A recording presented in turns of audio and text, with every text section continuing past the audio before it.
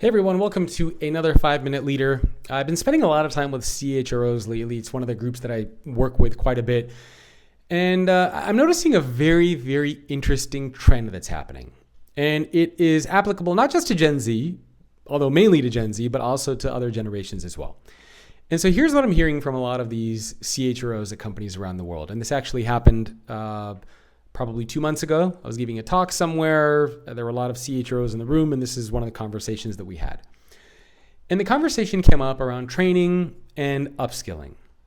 And what a lot of these leaders have been telling me is that new employees, especially younger employees inside the organization, they really have expectations of fast mobility and growth inside the organization. In other words, they feel like they can be there for a week, 2 weeks, a month, a couple of months. How come I'm not the SVP inside this organization yet? And the reason why, or one of the reasons why this happens, is because what ends up happening is that a lot of these employees go to their manager and they say, "Hey, I want to get promoted inside the organization. I really want to, move up." And the leader at the time says, "Okay, great. Well, we appreciate the initiative, but you got to learn a couple things before you're able to move into that role." And the employee says, "Great. What do I got to learn?" And then the leader says, "Well, here are some skills and mindsets and blah, blah, blah. Here's some training videos. Here's some programs. You need to kind of go through all that. And then once you do that, then we can talk about moving you up to the next step."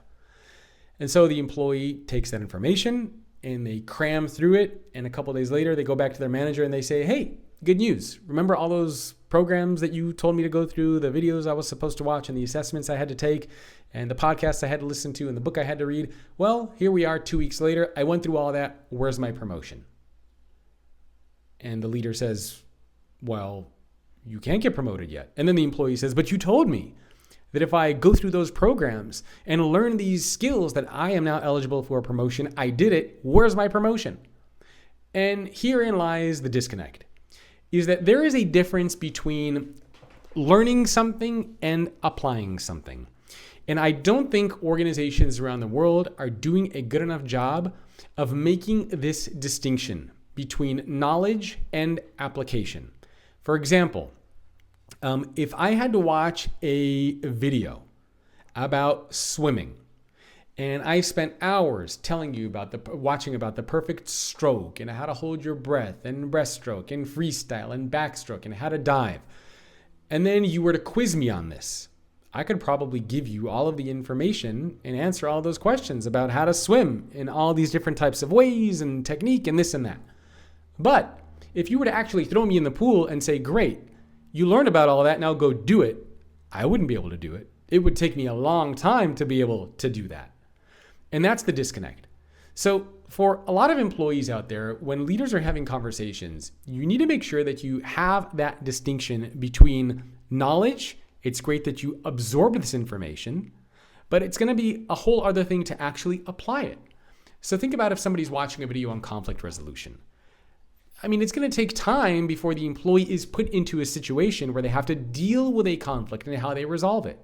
And so this is why a lot of leadership promotion and development is not just objective in the sense that you can't just rely on an AI tool or platform who, that assesses an employee's skills and says, "Yeah, promote them. They took these courses."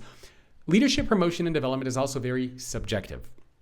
It's very much up to the leader who is observing the employees and spending time with them and saying, "Well, I noticed they took those courses. I'm not seeing them manifested yet.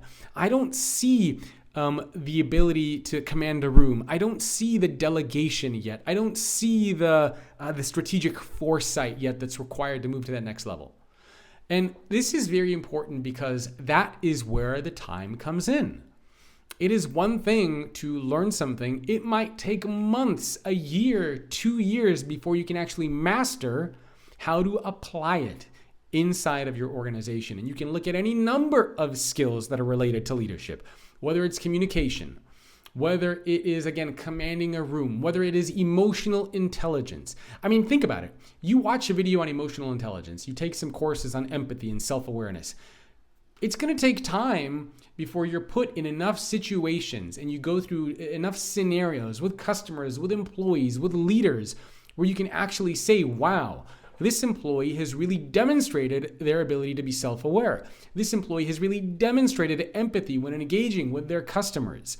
Or this employee has really improved the way that they're able to communicate and share their vision. It's not enough to just take a course. So as tempting as it is to rely on all these AI tools and all these AI platforms out there, which I get, they're super cool, we need to remember that a lot of leadership development and promotion is very subjective.